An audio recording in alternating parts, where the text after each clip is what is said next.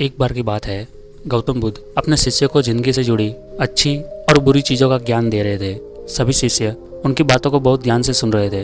उन सभी में एक शिष्य ऐसा था जिसे प्रश्न पूछने की आदत थी। वो उठकर गौतम बुद्ध के पास गया और उनसे बोला, आप हमें जिंदगी के बारे में जो कुछ सिखा रहे हैं उस सब का क्या फ़ायदा? क्योंकि हम में से बहुत से बच्चों को ये भी नहीं पता कि हमारे जीवन का मूल्य क्या है और ये जीवन हमारे लिए कितना कीमती है। पहले आप हमें ये बताइए कि जीवन का मूल्य क्या है। अपने शिष्य की बात सुनकर गौतम बुद्ध अपने कक्ष में गए और एक चमकता हुआ पत्थर का टुकड़ा लेकर आए।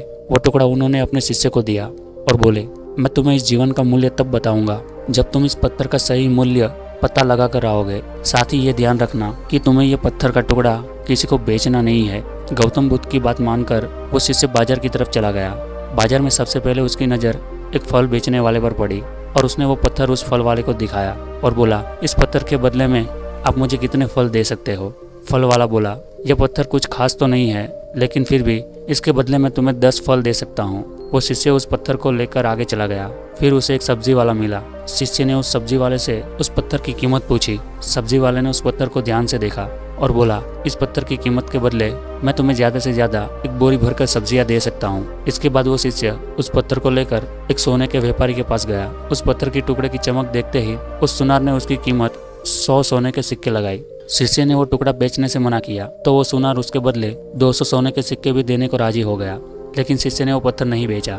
इसके बाद वो शिष्य एक हीरो के व्यापारी के पास गया और उनके सामने उसने वो पत्थर के टुकड़े को रख दिया। उस पत्थर को देखते ही हीरो का व्यापारी ने एक साफ कपड़ा बिछाया, उस पत्थर को उसके ऊपर रखा, फिर उसकी परिक्रमा की और हाथ जोड़कर उस पत्थर को कपड़े में लपेटे हुए बोला, तुम जिसे मामूली पत्थर समझकर उसकी कीमत पूछ रहे हो, असल में ये एक बेशकीमती रूबी है।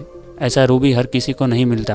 मैं अगर अपना सब कुछ बेच भी दूं तो भी इसकी कीमत नहीं चुका सकता। उस व्यापारी की बातें सुनकर वो शिष्य हैरान हो गया। वो दौड़ा दौड़ा सीधा बुद्ध के पास गया और उन्हें जो कुछ भी बाजार में हुआ वो सब बताया।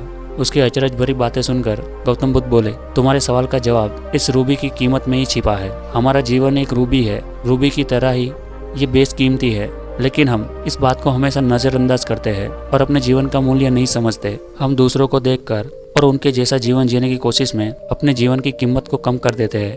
हम ये सोचते हैं कि हमारी जिंदगी की कीमत वही है जो दूसरे हमें बताते हैं, लेकिन ये बात हमेशा ध्यान रखना कि सामने वाला अपनी हैसियत, बुद्धि और अपनी समझ के हिसाब से ही तुम्हारी कीमत लगाता है। जिंदगी सिर्फ एक बार मिलती है, इसलिए इसको बर्बाद ना करें। अपनी जिंदगी को उतना ही कीमती समझे जितनी कीमत आप अपने बैंक में रखे रुपयों की समझते हैं। आज के समय में लोग अपनी जिंदगी से ज्यादा कीमती प्यार, पैसे और दिखावे से भरी चीजों को समझते हैं। पैसे के चक्कर में ऐसा काम करने लग जाते हैं जिससे उनकी जिंदगी बर्बाद हो जाती है। नाम कमाने के चक्कर में उल्टे सीधे काम करने लग जाते हैं। हमेशा याद रखें कि दिखावा करना जरूरी नहीं है। प्यार दोबारा मिल सकता है, पैसा फिर कमाया जा सकता है, लेकिन जिंदगी को फिर से पाया नहीं जा सकता। इसीलिए अपनी इस बेशकीमती जिंदगी को अच्छे से जिए।